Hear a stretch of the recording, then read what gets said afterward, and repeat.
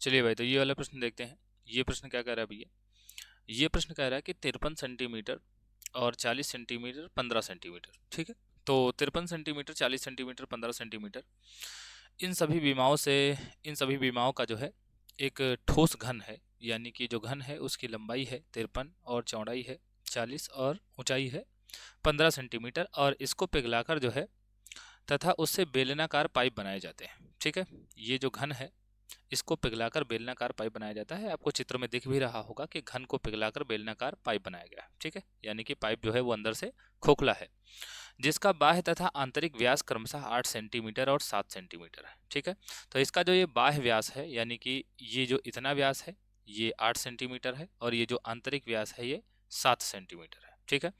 तो पाइप की लंबाई ज्ञात करना है, यानी कि ये पाइप जो बनेगा ये कितना लंबा बनेगा ये हमें बताना है, ठीक भाई। तो ये आपको बात समझ में आई होगी। तो यहाँ पर अगर हम घन के बारे में कहें तो घन की जो लंबाई दी गई है वो कितना दी गई है? 53 सेंटीमीटर, है ना, 53 सेंटीमीटर। और अगर चौड़ाई की बात करें तो ये दिया गया है 40 सेंटीमीटर, और अगर ऊंचाई की बात करें तो ये दिया गया है 15 सेंटीमीटर, ठीक है। ये घन के मामले हो गए। और अगर बेलन की बात करें तो बेलन के आंतरिक और बाह्य व्यास, ठीक है। तो आंतरिक व्यास को मान लो कि हम जो है बाह्य व्यास को कैपिटल डी से लिखते हैं, कैपिटल डी से, ये है 8 सेंटीमीटर। तो अगर हम बात करें कि इसकी आंतरिक बाह्य त्रिज्या क्या होगी, क्योंकि ये कैपिटल डी जो है वो आंतरिक बाह्य व्यास है, तो बाह्य त्रिज्या क्या हो जाएगी? ये हो जाएगी 8/2, यानी कि 4 सेंटीमीटर, ठीक है। और स्मॉल डी जो है, ये छोटा वाला डी जो है ये आंतरिक व्यास को दिखा रहा है, ये है 7 सेंटीमीटर, ठीक। तो इसकी आंतरिक त्रिज्या यानी कि जो स्मॉल आर है ये क्या हो जाएगी? 7/2, है ना। चाहे तो इसको आप 7/2 ही रख सकते हैं, नहीं तो भाई इसको हम 3.5 सेंटीमीटर कर सकते हैं, ठीक। अब देखो, मैं आपको हमेशा बताता हूँ कि जब कभी भी एक आकृति को, यानी कि एक शेप को, एक चीज को पिघलाकर दूसरी चीज बनाई जाती है तो इसका आयतन कभी भी नहीं बदलता है, ठीक है। तो यहाँ पर जो होगा घनाभ का आयतन जो होगा, घनाभ का आयतन बराबर होगा, आयतन बराबर होगा पाइप के आयतन के, है ना। पाइप का आयतन, ये दोनों बराबर होगा, ठीक है। तो घनाभ का आयतन क्या होता है भैया? L into B into H, है ना, यानी कि लंबाई गुणे चौड़ाई गुणे ऊंचाई। और पाइप का आयतन, अब क्योंकि ये बेलनाकार खोखली पाइप है तो खोखले बेलन का आयतन क्या होता है भैया? ये होता है pi H in bracket capital R square minus small R square, है ना, ये होता है। तो ये रख लेते हैं भैया, ये क्या आएगा? 53, और बाकी तो सारी चीज़ें सेंटीमीटर में ही दी गई हैं, तो कोई समस्या की बात नहीं है। लंबाई है 53, चौड़ाई है 40 और ऊंचाई है 15, है ना। और पाई का मान होता है 22/7, और ऊंचाई, बेलन की ऊंचाई, है ना। तो यहाँ पर जो है ये h है, ये भी h है, तो चाहे तो हम इसको जो है दोनों में, क्योंकि एक ही जैसे अक्षर हैं तो पता नहीं चल रहा कौन किसकी ऊंचाई है। अच्छा, वैसे तो ठीक है, इसकी ऊंचाई को हम कैपिटल एच मान लेते हैं ना, इसकी ऊंचाई को हम कैपिटल एच मान लेते हैं तो ज़्यादा बढ़िया रहेगा। तो हमें बेलन की ऊंचाई याद करना है, और एच जो है ये बेलन की ऊंचाई है, चाहे तो आप लिख भी सकते हैं बेलन की ऊंचाई, या फिर ऐसे कह सकते हो कि ये लंबाई है, क्योंकि बेलन की जो लंबाई होगी उसी को हम बेलन की ऊंचाई कह रहे हैं, ठीक। अब बड़ा आर स्क्वायर, यानी कि बड़ा आर कितना है भैया? ये है 4, तो ये हो जाएगा 4 का स्क्वायर। और ये स्मॉल आर कितना है? 3.5, तो ये हो जाएगा 3.5 का वर्ग, ठीक है। अब देखो, अब अब इसको थोड़ा सा ऊपर करना पड़ेगा। अब 4 का वर्ग कितना होता है? 4 का वर्ग होता है 16, है ना। और 35 का वर्ग ये हो जाएगा 50, 50 हाथ आए 2, और तीनों 25 15, 15 दूना 30, 30 2 32, हासिल आया 3, और 3 तरह की 9, 9 3 12, ठीक है। तो ये आ जाएगा 1225, और यहाँ पर एक अंक के बाद दशमलव था तो वर्ग होगा, तो दशमलव के बाद 2 अंक आएंगे, तो ये हो जाएगा 1225, ठीक। और ये 22/7, तो ये 22/7 गुणे, और यहाँ पर ये जो h था कैपिटल वाला h, इसको हम पीछे कर देते हैं, यहाँ से कैपिटल h ही हमें निकालना है। और अभी इसको काट नहीं रहे, इसको थोड़ा सा ठीक कर लें तो काटेंगे। ये 16 है ना, ये 16 है केवल। अब 16 में से 12.25 जाएगा, तो अगर 16 में से 12 जाता तो कितना बचा? 4 बचता, मतलब ये बचेगा 3.75, है ना, 3.75 बचेगा। अब उसके बाद में काटेंगे भैया, है ना, उसके बाद में काटेंगे तो ये 53 गुणे 40 गुणे 15, और ये जो कैपिटल एच है इसको बाद में लिख लेंगे।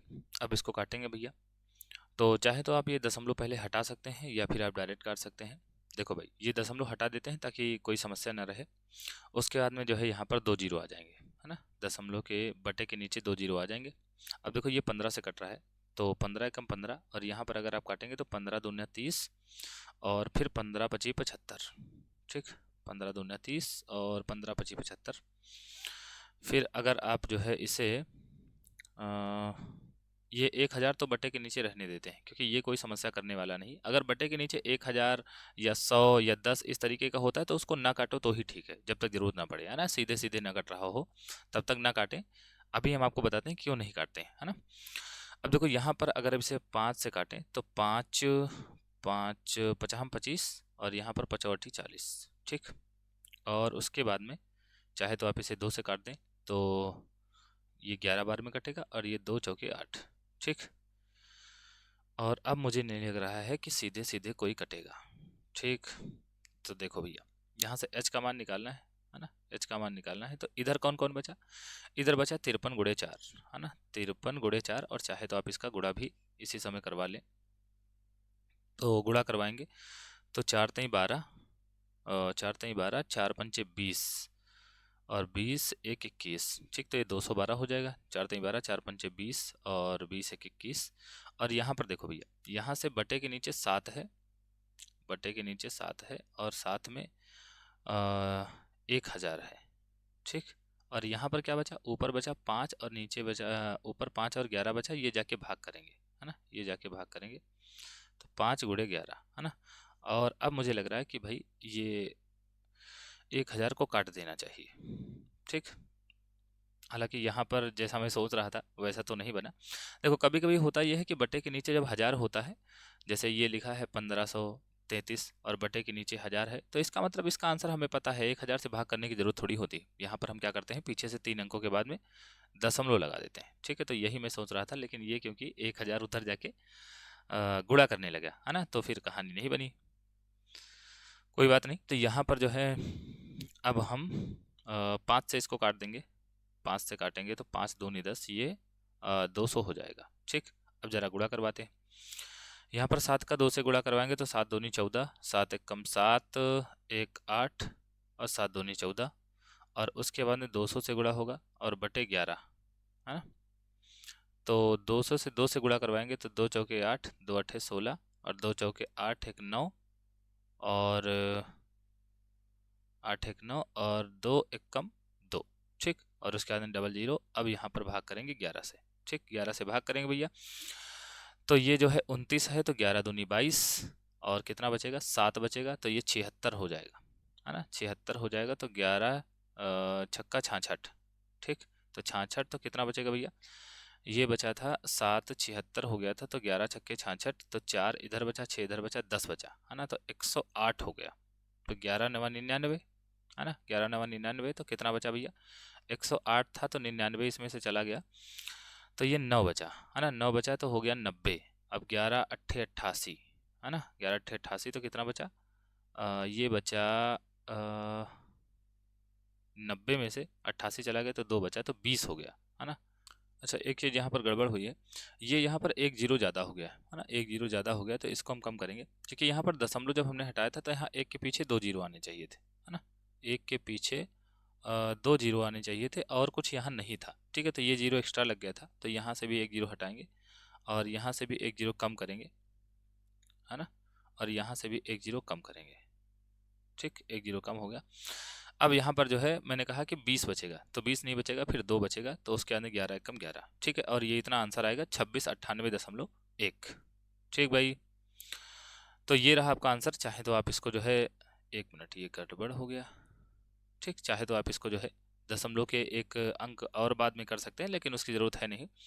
तो ये रहा आपका आंसर। आशा है ये प्रश्न आपको समझ में आया होगा और ये वीडियो आपको पसंद आई होगी। अगर ये प्रश्न आपको समझ में आया है और अगर ये वीडियो आपको पसंद आई है और अगर आप चैनल पर नए हैं तो भाई चैनल को सब्सक्राइब करके ज़रूर जाएं।